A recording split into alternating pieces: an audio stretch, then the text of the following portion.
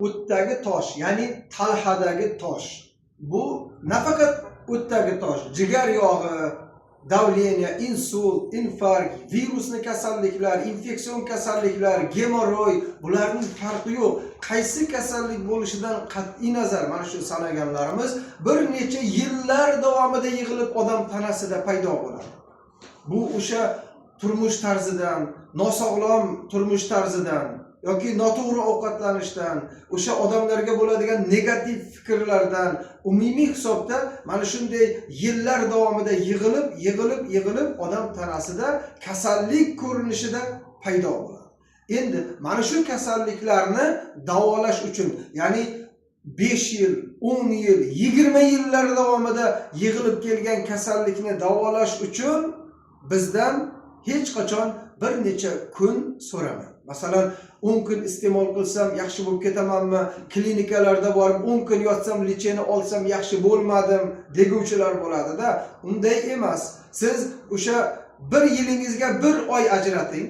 Masalan, 10 yil bo'lgan bo'lsa, o'sha sizdagi kasallikning boshlanishiga 10 oy so'rang.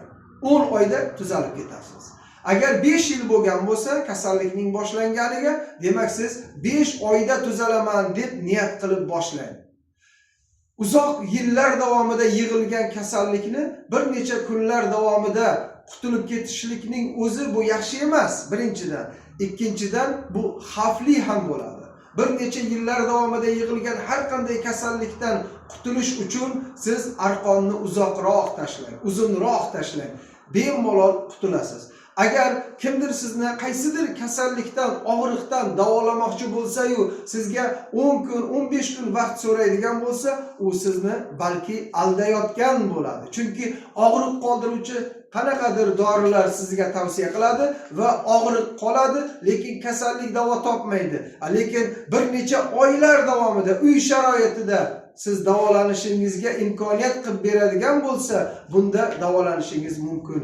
Ko'proq ixtiyor sizning o'zingizda, ko'proq davolanish sizning o'zingizda bo'lsa, ana shunda haqiqiy davolanish bo'ladi.